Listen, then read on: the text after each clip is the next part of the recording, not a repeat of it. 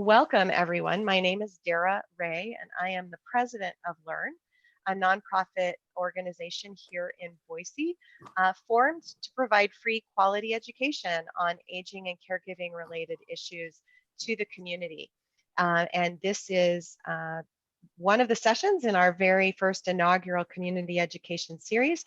And we're pleased to bring you today the ABCs of Medicare. I mentioned we are an Idaho-based nonprofit. It stands for Lifelong Education and Aging Resource Network. And we have a mission to provide this quality community education on retirement and aging related topics in the areas of health, wealth, lifestyle, and caregiving. We are also a recognized leaders network of the Society of Certified Senior Advisors, one certifying body of many that certify and ensure that the professionals that you work with in the aging and caregiving industries are certified and vetted and qualified to provide you with the information and the services that you seek. And so we do encourage you to make sure that the professionals you're working with are educated, licensed, and are certified in their appropriate area. We do have a disclaimer that we share. We are committed to providing this information, but it is being provided for general informational purposes only and should not be considered legal, financial, or health advice. We do ask you to please consult your own legal, financial, healthcare, or service provider before taking specific personal action based on this information. It is my pleasure to introduce Teresa McCully from Silver Key Benefits. Teresa is an insurance broker with a real passion for helping people. Her natural draw has been to equip folks nearing or already in retirement with clear and objective information regarding their options. She likes to teach her clients how to create level medical costs, cover funeral expenses at a discount, and protect their nest eggs from going to zero before they do. Her goal is to help her customers make sure their insurance dollars achieve the greatest level of peace of mind possible. Turn it over to you to share with us the ABCs of Medicare.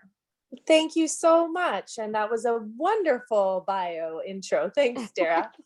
I'm so glad to have everyone on board. I'm sure this is something that, everyone is interested in learning about because we're all hopefully someday going to be eligible for some Medicare benefits. So I'm going to actually break this down into about 4 different sections. We're going to talk about timing. We're going to talk about the options, the cost, of course, and then the benefits that are provided or not provided and how they're provided to you. So that's kind of the overview of how we're going to move through this. So here on this first slide, you see everything in blue is original Medicare. A, B, and D for drugs are all part of original Medicare.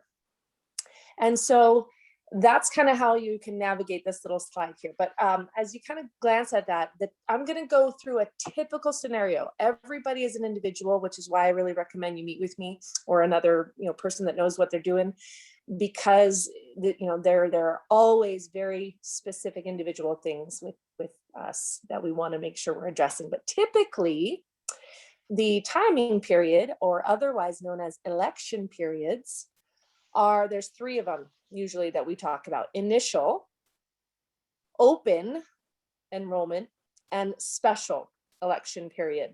So of those 3, the initial election period is just like it sounds. It's the very first time you're eligible to get onto your Part B. You could have A as soon as you get on, as soon as you turn 65, you could have Part A and not take Part B because let's say you're on your spouse's group plan, which is often the case. So you can actually push off your Part B until you're actually ready to get the rest of your Medicare. And you might want to do that because though Part A does have a cost if you didn't work long enough to get Social Security, Part B has a charge that you can offset for however long you have creditable coverage with, group care, whatnot. So that's something that's interesting to know about that initial election period, that you can put off Part B as long as you have creditable coverage through another entity. That time frame is about 7 months. So 3 months prior to your birth month, the month of your birth month, and 3 months after your birth month, unless you happen to have a birthday on the first of the month. And then you would be pushed into the month prior. So if you were a January 1st baby, you would be looking at enrolling in your Medicare in December. So, so that's something that's really important to know for anyone who has a birthday on the 1st of the month.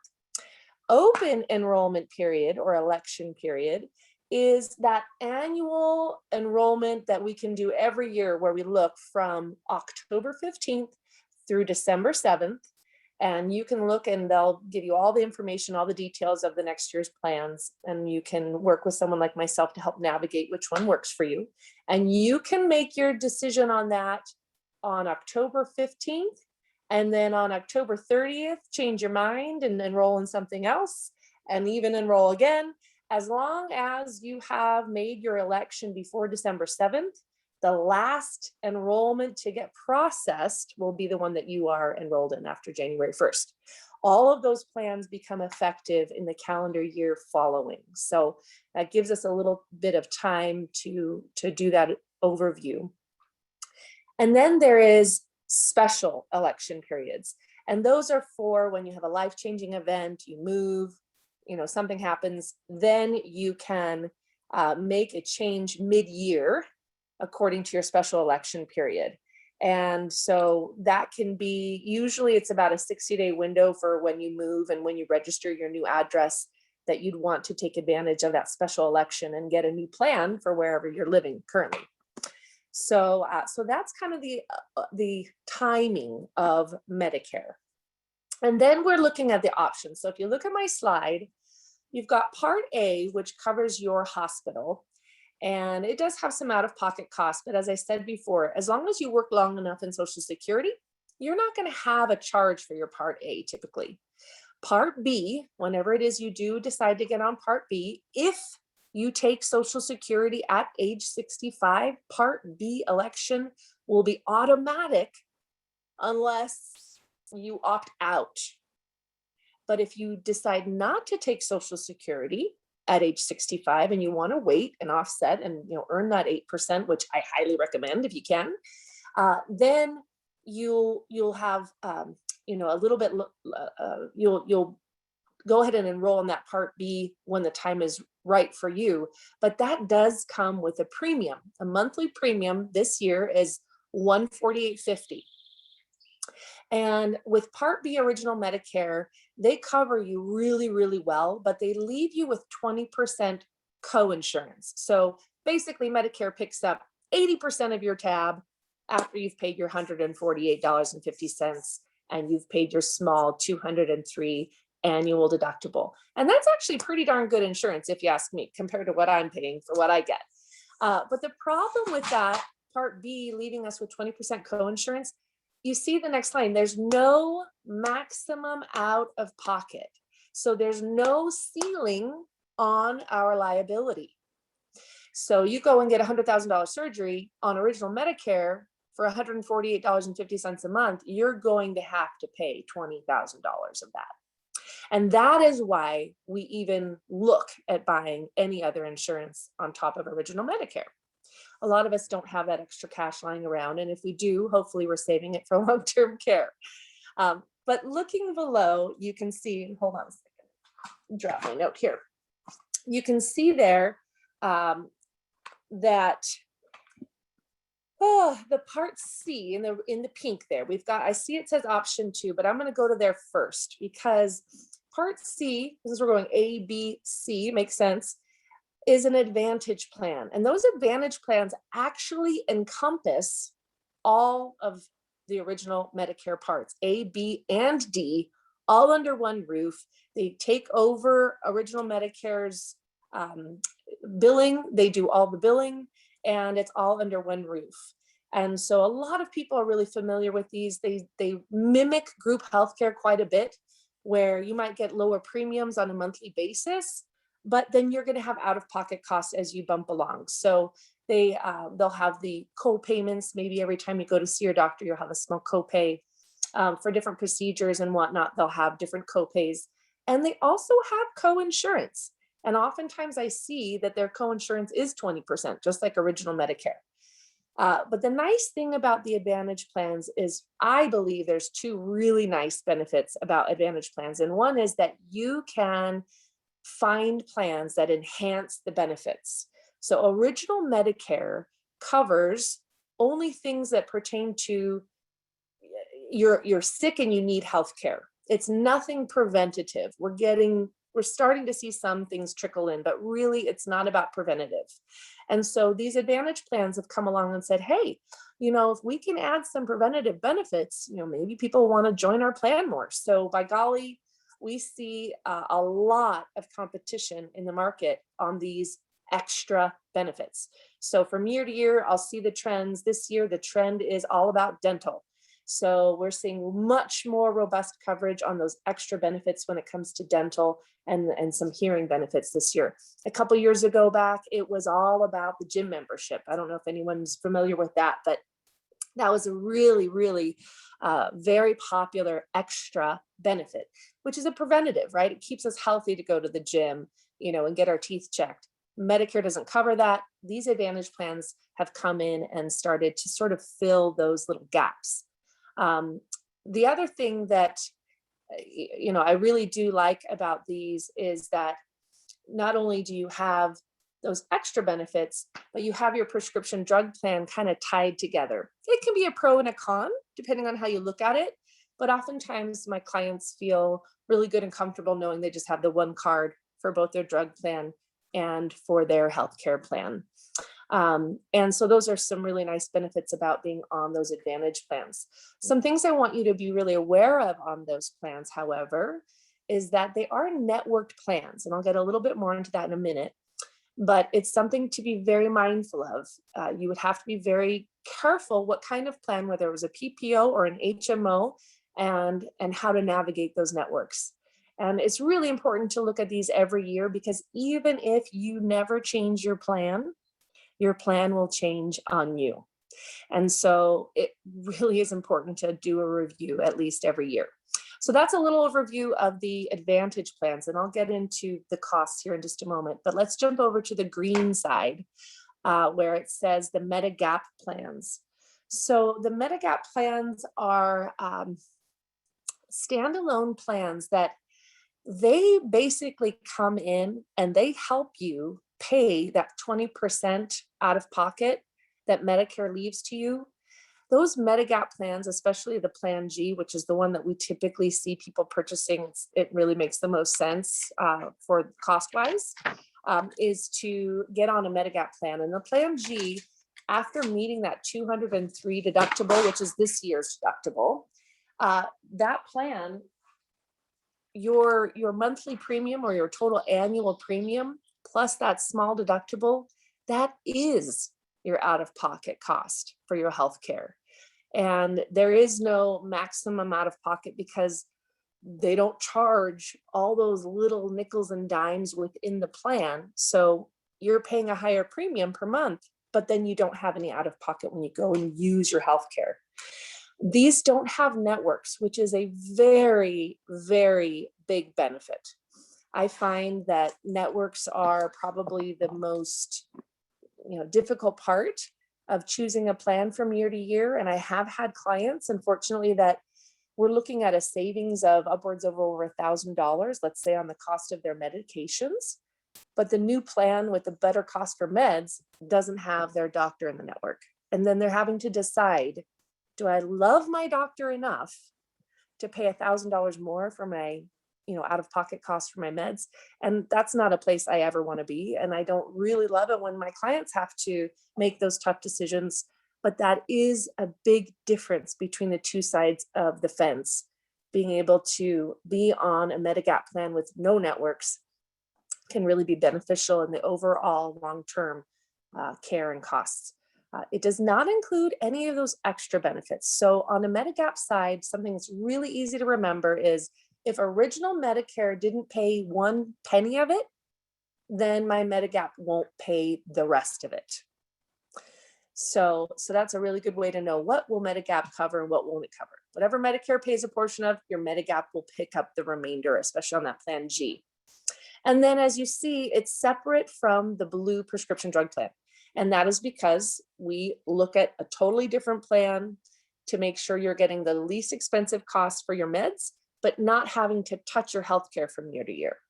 And then lastly, about the Medigap plans is that because they are not networked, you can go anywhere in the country to get your care as long as they're Medicare, taking, the doctors take Medicare.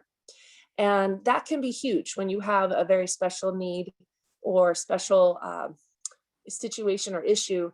You can go to a specialist in Kansas that specializes in that particular procedure, and your insurance is going to cover you. So that's another really nice thing about the Medigap plans. So let's see. I wanted to talk about the different types of care. And my paper flew away. My windows are open because it's beautiful and my paper flew off my table.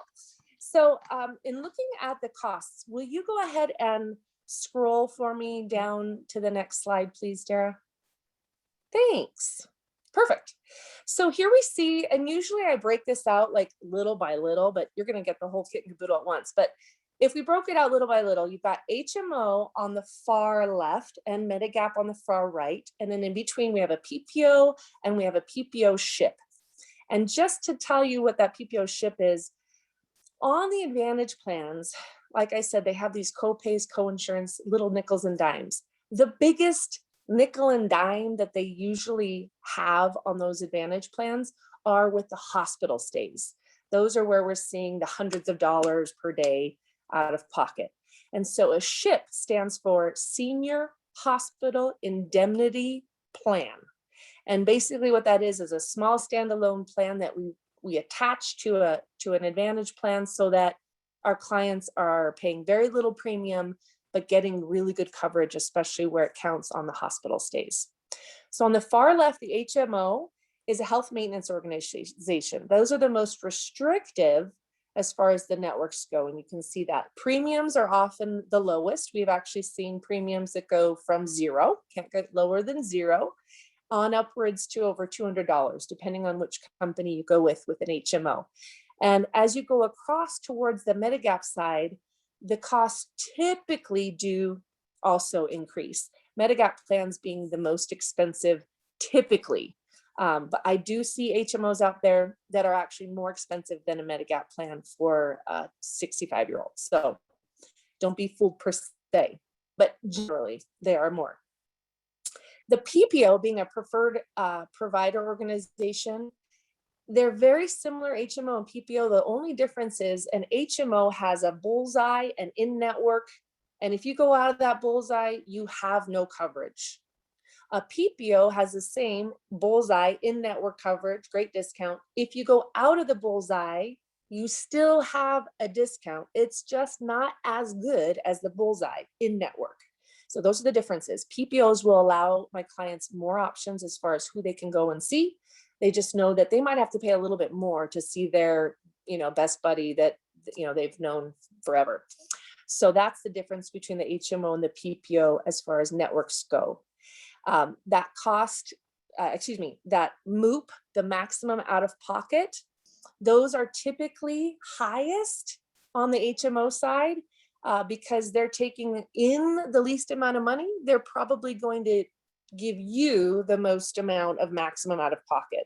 And we're seeing things from just about 4,000 on up to 10,000. If you are in network on a PPO, you'll have a 10,000 ceiling of liability for that in and out of network combination. So that maximum— Is that per year, Teresa? Yes, that is per year, and it starts over. And not all of your costs, so the nickels and dimes that you pay out as you use your insurance, not all of those dollars go towards the maximum out of pocket. So I call it a soft ceiling. But as you see, as you go across, the MOOP goes down. So Medigap, as I said before, on a Plan G, you pay a monthly premium after you've met your annual deductible, which is a $203 deductible this year. It's gone up a whole $5 from last year. It's really a nominal annual deductible. There is no more liability. So when you look at the total annual cost for a Plan G, Right now, we're looking at less than $2,000 for your hard costs on your Plan G, including the $203 deductible and including monthly premiums, average monthly premiums for that drug plan. That is that standalone drug plan that I talked about. We'd add that in there, and still we're looking at less than about $2,000 a year. Whereas on the Advantage plans, your hard cost might be very, very little. In a good health year, you might get away with only spending $150 for your stuff. But you have that liability. If you got in an accident or if you had, a health issue, you are liable for, upwards of $4,000 and up. So there's that kind of which side do I want to risk being on for my health and my situation? Do I love to travel? I might want a Medigap plan because I can take that anywhere. If I'm a homebody, I don't care. I see the same doctor every day. HMO might be just fine. And then we look at risk. Basically, that HMO higher risk only because they're more restrictive on networks. So you can easily accidentally go out of network and be charged full price. They have the higher maximum out of pockets. So that's an issue. And because they change every year on you without you making any changes, there is that added risk of you got to be on top of your plan and really be paying attention to what the changes are. So you're sure that you want to stay on that plan for the next year. Whereas you see, as you move across towards Medigap, the risk goes down. You really have very little risk on the Medigap side, other than I need all preventative care. And then you would be not very happy on the Medigap side. There was one thing I wanted to share. The Medigap does offer worldwide coverage. So if you are a world traveler, then a Medigap is really viable. And so let's talk just a little bit about cost. I just want to nutshell that. The Advantage plans, they vary from $0 premium on up to over $200 premium. We will always pay our Part B premium unless Kristen has a Medicaid issue, and then you can get rid of that, but that's a Medicaid thing. So that's important to understand those costs, those hard costs, and then those benefits being necessary or preventative. It's very important, and understanding what your out-of-pocket will be there. And then there was one more thing I wanted to say, and I was thinking about it, and I didn't put it on my notes. But that's about it in a nutshell. If there's any questions that you have for me, unlike what Kristen's going to talk about, where if you're low income or if you have low dollars available, you'd be eligible for Medicaid. You can actually get into a tangle where you make too much money.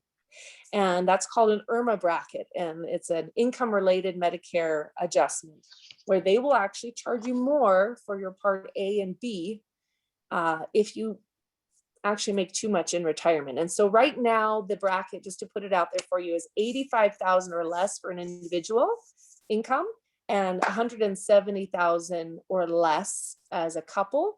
Then you'll be in that $148.50 a month bracket. Anything above that, then you'll be paying higher premiums, and they bracket those as well. So if you have any questions in particular about those Irma brackets, I can help you with that as well.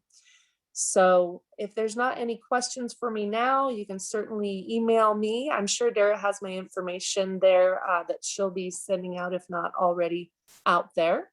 If you want to take down my phone number, it's 208-284-3566. You're welcome to text me and I'll let you know. I love questions. I always say, just shoot them at me, because if I don't have the answers, I'll go find them and then I'm a better agent. And so I really do like a lot of questions. So bring them on. So I'm just going to lob you one and see what you think, Teresa. I know there is no typical, right? There is no right answer. But if you think about a person's situation and choosing between traditional Medicare with Medigap and a prescription drug coverage, which would be A, B, and D, or choosing an Advantage plan, which is C, is there like a profile of person that you see attracted to one or the other? Is it based on their risk tolerance, or what do you see as an agent? And do you have any guidance around, if this is more important to you, consider that? versus if Right. something like that. Right. Yes, absolutely. In fact, you reminded me what I wanted to mention, and that's with Perfect. that initial enrollment period when you're first eligible for Part B. On a Medigap side, you would have what they call a guaranteed issue. They can't ask you any questions, that's if you start on a Medigap plan first out of the gate. If you decide out of the gate to get on an Advantage plan first, then later on, as your healthcare started to deteriorate and you realize, gosh, I'm meeting my maximum out of pockets every year, I'd be better off on a Medigap plan. Well, to jump that fence, you'd have to health qualify because you waited after your initial enrollment. So that's really important to understand why I do lean a little bit more towards Medigap on the first go, because if you start on Medigap and you decide the next year or 15 years down the road, gosh, my neighbor has all these wonderful things and they're paying zero and I want to try one of those, that allows you and it buys you what's called a trial right period. So you could jump onto an Advantage plan, dabble on it, check it out. If you decide it's for you, you can stay on them. But if you decide, oh, I made a mistake, you can always jump back to your Medigap plan. No questions asked. So how long is that period? 1 year, and actually it's 11 months because you have to do it the month prior that it needs to be reinstated. So it's actually 11 months that we would be able to dabble on the Advantage plan side and then hurry back to your Medigap plan should you decide that it wasn't a good option. And I've had people do that, and it's been a huge saving grace that they did that because their health took a turn for the worst, and they had a lot better coverage. So what I typically will say, again, just generally speaking, is if you can afford comfortably the premium for a Medigap plan, which right now for a 65-year-old is anywhere between about $125 to $145, depending on the company that you go with. These are federally regulated plans. So it's like buying Coca-Cola from the grocery store. Depending on which store you buy it from, they're going to charge a little bit different prices for the same Coca-Cola.